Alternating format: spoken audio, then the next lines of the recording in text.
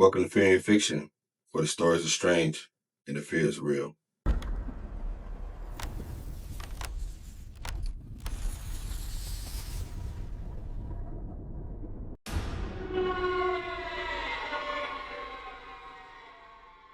The first time I heard it, I thought it was the pipes.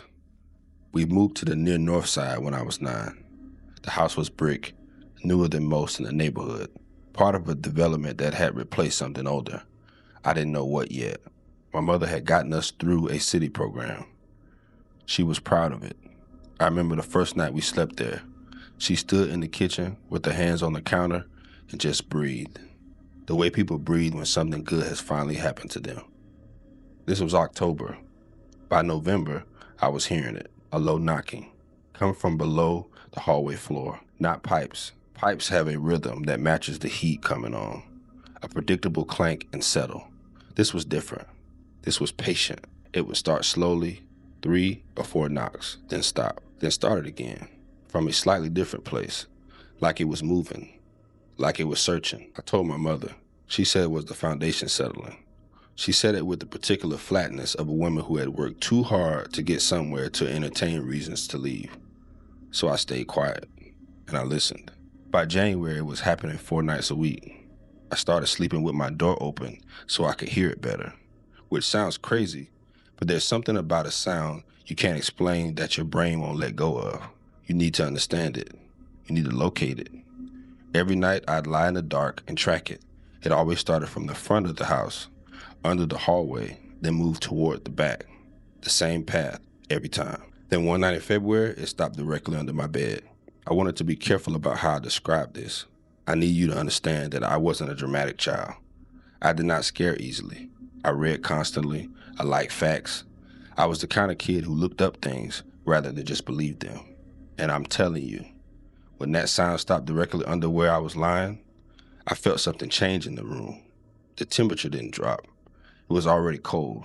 It was more like pressure, like the air got thick, like something on the other side of the floor had stopped moving and was now just listening back. I did not sleep for the rest of that night. I didn't tell my mother about the sound after my bed. I didn't tell anyone. I just started paying attention to the house differently. And that's when I noticed the other things. The smell was the first one. Once or twice a week, usually in the early morning before anyone else is up, there was a smell in the hallway. Something mineral, something underground, not mold, not rot, something older than that, something that smelled like deep earth, like inside of a well. The second was the basement door. Our house didn't have a basement.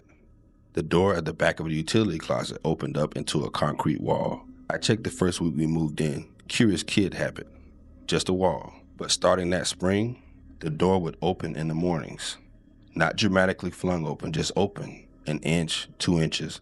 My mother would close it, go to work, come home, close it again. She started propping a chair under the handle. By the following week, the chair would be moved. She never said a word about it. That scared me more than the door. We lived there for 3 years.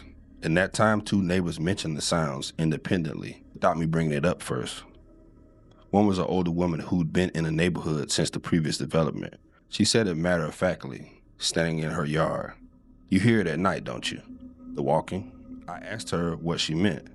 She said something. I asked her what she meant. She said something down there walks.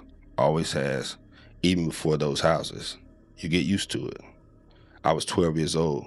I did not get used to it. Years later, I finally found out what was underneath us. For almost 100 years, the land on 1 block from where we lived had been a massive medical campus, a hospital, sanitarium, an orphanage, a home for the elderly, all connected by network tunnels running 2 stories underground.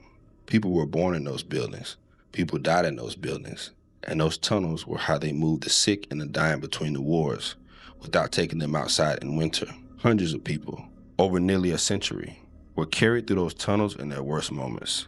When the campus closed in 1976, they demolished the buildings above the ground. They did not fill the tunnels. Then they built a neighborhood on top of it. And here's the part that I've never been able to let go since I started to learn it. And here's the part that I will never be able to let go since I learned it. The housing development we lived in, the projects had stood there before it, were built on the land originally belonged to the Omaha Nation. The development was named after a man named Logan Fontenelle. He was the chief of the Omaha people. He was killed in 1955, ambushed, scalped, and while the government was in the process of taking his nation's land, they took that land, put a hospital on it, dug tunnels under it, shut the hospital down, built housing on top of it, and named the whole thing after the man whose people they displaced, and acted like that was a reasonable chain of events. I'm not a suspicious person. I never have been. But I've spent a lot of time thinking about what it means to put so much grief into a piece of ground and then build homes on top of it without ever acknowledging what's there. What happens to all that? Where it goes? I think about the path of that sound, the way it moved from the front of the house to the back, the way it stopped under my bed and just waited. Whatever was down there, I don't think it was lost. I think it knew exactly where it was. I think it had always known. I think the only ones who didn't know were us. The hospital campus history is documented. The tunnels were documented. The Omaha Nation land history is documented. The man this neighborhood was named after is buried in Nebraska. If you want to find a neighborhood, the history will lead you there. Start with the name Logan Fontenelle and follow it. Some things, when you bury them, they don't stay buried. They walk.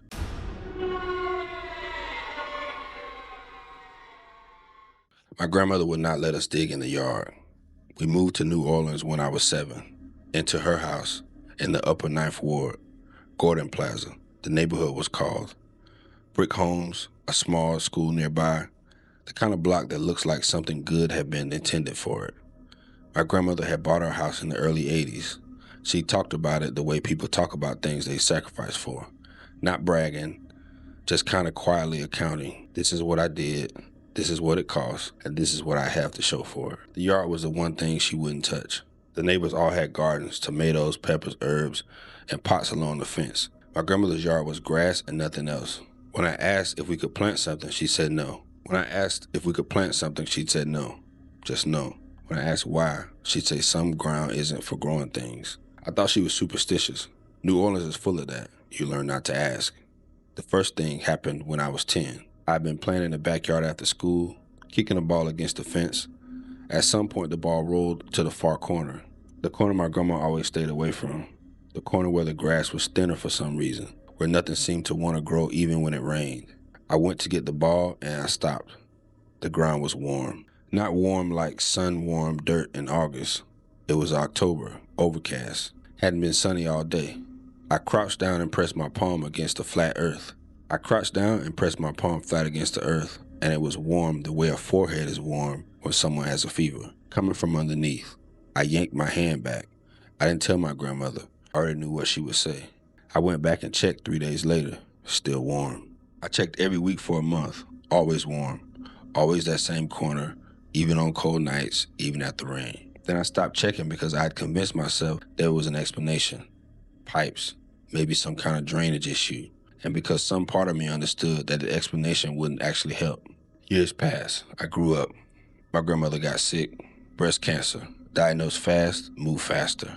Her neighbor across the street died the same year, lung cancer, never smoked. The man 2 doors down had a brain tumor. The woman at the end of the block was diagnosed with something in her blood that doctors kept describing as unusual. Unusual presentation, unusual progression, unusual for a woman her age. We thought it was just New Orleans. Heat, stress, bad luck. People dying young was part of the landscape. We didn't see the pattern because we were inside of it. My grandmother passed when I was 16. I helped clear her house with my mother and aunts. In a box in the back of her closet, under winter coats she'd never wore because New Orleans doesn't get that cold, I found a letter. It was from an organization called the Concerned Citizens of Agriculture Street Landfill, dated 1994. Addressed to the residents of the neighborhood. It said your homes were built on a toxic waste dump. I sat on the floor in the closet and read it twice, then read it again.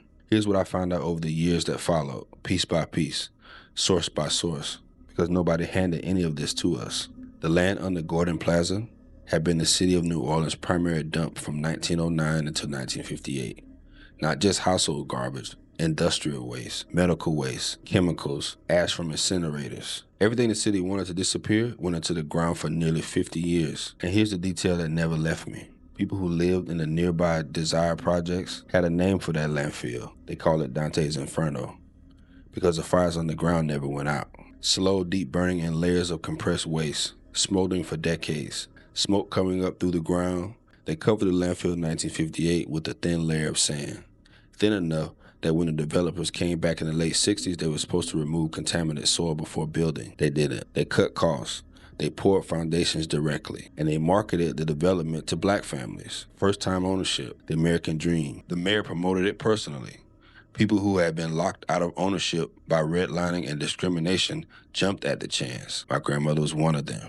She saved for years. She was proud. The EPA tested the soil in 1986.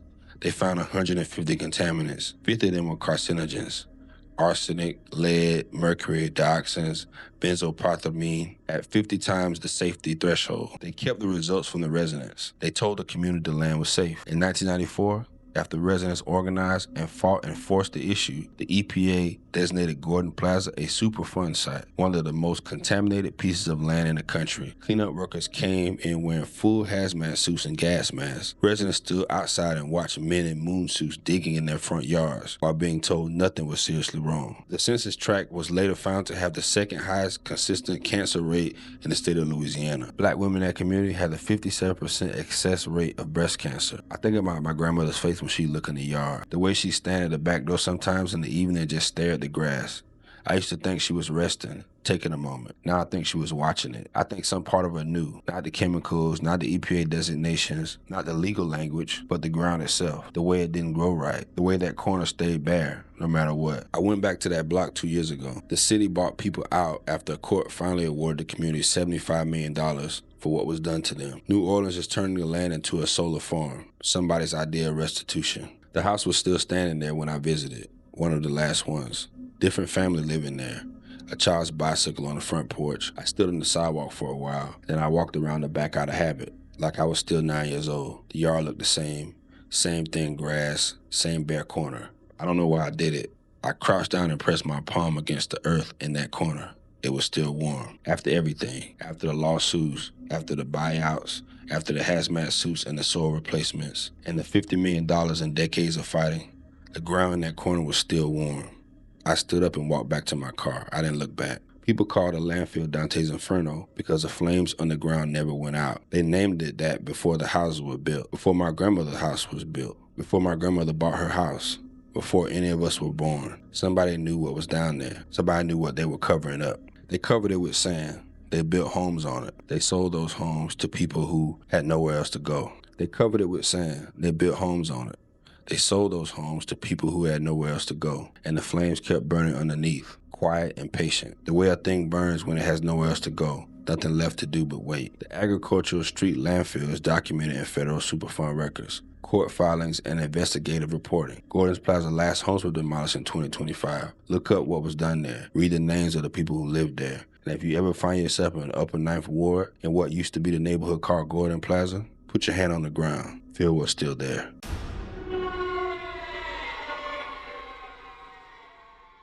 My grandmother never told us not to go near the fence. That's what I kept coming back to. She knew things she didn't say. She knew to make us strip at the door when we came in filthy from the yard. She knew to keep the windows on that side of the apartment closed in the summer, even when it was sweltering. She knew not to grow anything in the patch of dirt behind the building. But she never told us why. And she never told us to stay away from that fence. So we went. We were kids. We went every chance we got. Herndon's View sat on a hill above the old naval shipyard, what we called the yard. 267 units of public housing looked out over the bay. Built in 1956 as temporary workforce housing and left to decay for 50 years. Boarded windows, mold in every wall, sewage backing up on the street after heavy rain. The federal building rated it one of the worst housing developments in the entire country. But the view was real. On clear days, you could see all the way across the water to Oakland. And the people were real. And we made life there the way people make a life anywhere. That the place you are in is home, even when you're trying to tell yourself otherwise. The yard was fenced off. Had been since the Navy closed it in 1974. But the fence had gaps. We were 12. And the buildings inside were enormous, strange, and full of the kind of industrial darkness that draws children like a current. We'd go after school.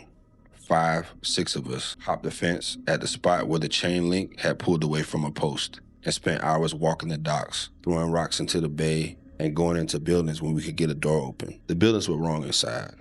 That's the only way I could put it.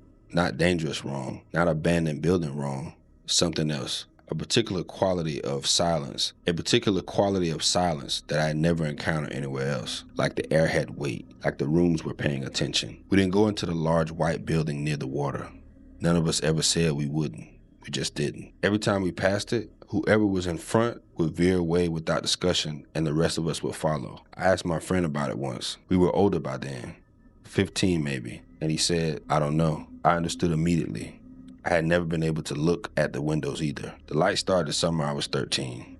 Small, drifting lights along the fence line down near the old dry docks. Not flashing lights. The movie was wrong for that. Too slow, too smooth. Yellowish white, maybe the size of a fist. They'd appear after dark, 2 or 3 at a time, and drift along the perimeter of the yard, maybe 20 feet above the ground, then fade out. My grandmother saw them from her window once. I was standing next to her, and I pointed and said, "What's that?" She looked at them for a long time.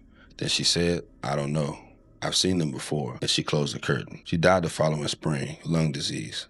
Never smoked a day in her life. After that, losses came the way losses do in a place like that. Not one by one, but in clusters. So that you stop thinking of them as accidents and you start thinking of them as weather. My uncle, the woman on the ground floor, 2 men from the building next door, a girl I'd gone to school with, 22 years old, blood disorder. The doctor said they'd never seen it, and that blood disorder. The doctor said they'd never seen it present that way. We thought it was just the neighborhood, the violence, the poverty, the stress of living the way we lived. We thought we were just unlucky. I found out what a yard actually was when I was in my 30s. It took me that long because nobody told us. Not the city, not the housing authority, not the Navy. We had to go looking. And looking meant reading federal documents and court filings and investigative reports that most people in our neighborhood never had access to. Here's what the yard was. During World War II, the Navy used Hunters Point shipyard to decontaminate ships that had been used as targets in nuclear weapon testing in the Pacific Ocean. They sailed irradiated warships across the ocean to San Francisco and sent workers, mostly black workers and Filipino workers, men in our neighborhood and neighborhoods like it, aboard to sandblast and scrub the radioactive material off. These men were given minimal protection. Some were given nothing at all. The Navy had a laboratory at the yard, the Navy Radiological Defense Laboratory, that was actively studying the health defects of radiation exposure on the human body. They knew what they were sending those men into. In 1947, the Navy was formally notified that plutonium was blowing through the open air at the yard. They kept sending people in. The shipyard closed in 1974. The Navy said it was clean. Decades passed. Our families lived on the hill above it and got sick and died and didn't know why. In 2018, it came out of federal court that the cleanup contractor had been falsifying soil test results for years, not making small errors, systematically faking them. 2 of their supervisors went to federal prison. The Navy went back and found radioactive objects that were supposed to have been removed years earlier. Sotronium-90, radium deck markers, radioactive glass buried in the soil. A researcher who tested residents found plutonium in their urine at levels matching workers exposed in nuclear accidents. Think of that. We were on a hill. The yard was below us. We breathed the same air. We played near that same fence. I put my hands on that fence every day for 3 years. I went back to Hunters Point a few years ago. The housing had been rebuilt, new buildings, same hill, same view. The yard is still fenced off below, still being tested, still turning up surprises. I was there in the evening, talking to someone who'd lived up there. The light was going, and I looked down toward the old dry docks and saw them. The lights, same as before. That slow drifting movement, that yellowish white color moving along the fence line in the dusk. I didn't say anything for a moment, then I pointed. My friend looked where I was pointing, very quietly without surprise. She said, "I know, we see him, and we don't talk about it." I asked her how long. She said, "Since before I can remember." I don't have any explanation for the lights. I've read everything written about the shipyard, every document, every report, every lawsuit filing. I don't know what's in the ground down there. I know what was done to the people who lived above it. I know what it cost my family and the families around us. And I know most of the people responsible for it are still alive and have never been held accountable. What I know is that those lights were there before. I understood what the yard was, and they're still there now. And the only people who see them regularly are the people who've always lived on that hill. My grandmother closed the curtain. She'd seen them before. She'd never explained, and I used to think that was just her way. Close it off, move on, survive. But I think now she just didn't have the words for what she was looking at, because there were no good words for it. There's a place. People lived in it. There was a place and people lived in it, and things were done to them that they didn't know about and couldn't consent to. And then they got sick and died, and the people who made them sick went home to their own families and clean neighborhoods and slept fine. And at night, near the old dry docks, the light drifting along the fence, the yard is still there. The lawsuits are still going. The Navy is still finding things in the soil that were supposed to be gone 30 years ago. The name of the shipyard and the neighborhood are in this video. Look up what was buried there. Look up who was buried there. And the next time somebody tells you a neighborhood is dangerous, ask yourself, what's in the ground underneath it?